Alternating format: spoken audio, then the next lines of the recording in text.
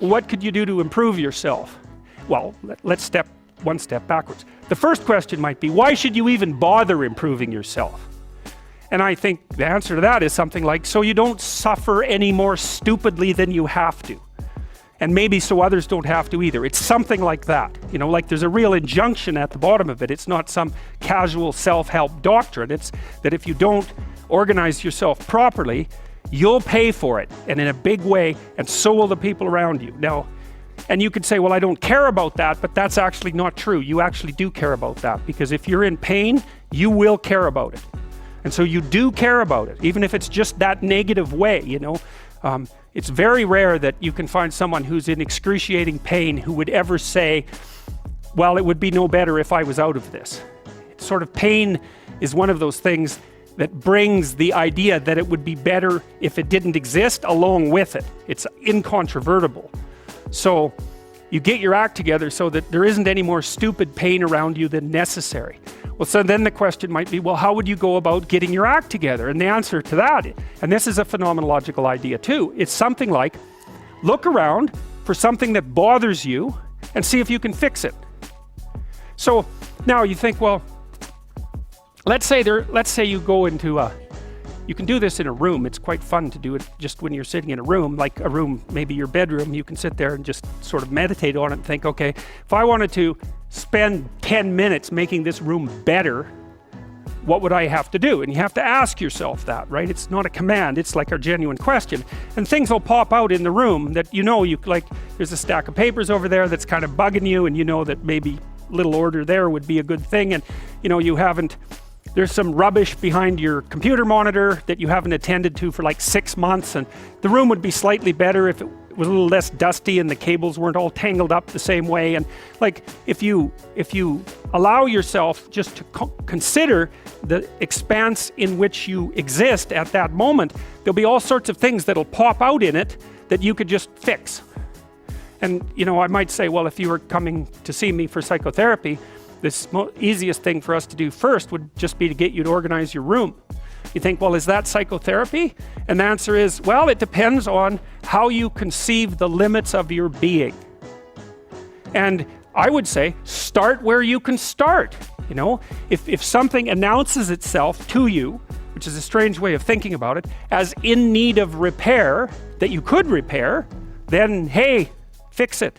You fix 100 things like that, your life will be a lot different.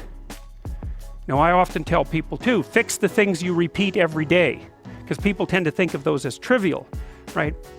You get up, you brush your teeth, you have your breakfast, you know, you have your routines that you go through every day. Well, those probably constitute 50% of your life.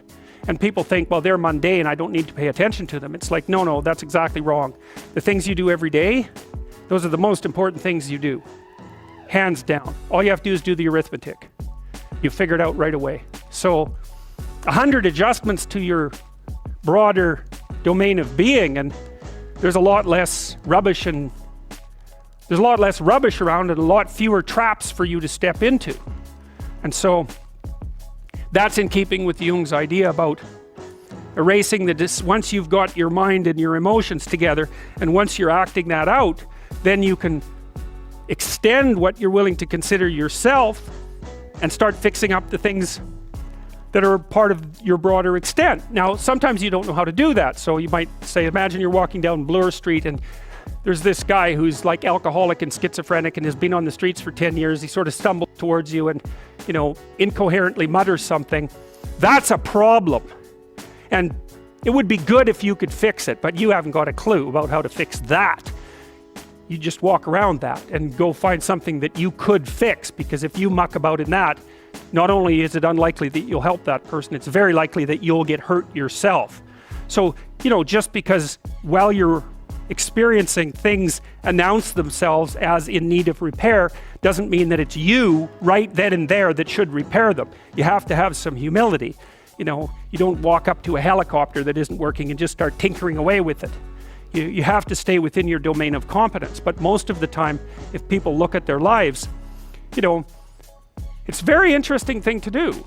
I like the idea of the room, because you can do that at the drop of a hat. You know, you go back to where you live and sit down and think, okay, I'm going to make this place better for half an hour. What should I do? And you have to ask, and things will just pop up like mad. And it's partly because your mind is a very strange thing. As soon as you give it a name, a genuine aim, it'll reconfigure the world in keeping with that aim. That's actually how you see to begin with. And so if you set it a task, especially, you have to be genuine about it, which is why you have to bring your thoughts and emotions together, and then you have to get them in your body so you're acting consistently. You have to be genuine about the aim, but once you aim, the world will reconfigure itself around that aim, which is very strange. And it's technically true. You know, the best example of that, you have all seen this video where you watch the basketballs being tossed back and forth between members of the white team versus the black team, and while you're doing that, a gorilla walks up into the middle of the video and you don't see it. It's like, you know, if you thought about that experiment for about 5 years, that would be about the right amount of time to spend thinking about it, because what it shows you is that you see what you aim at. And that, man, if you can get one thing through your head as a consequence of even being in university, that would be a good one. You see what you aim at. And so, because one inference you might draw from that is, be careful what you aim at, right? What you aim at determines the way the world manifests itself to you.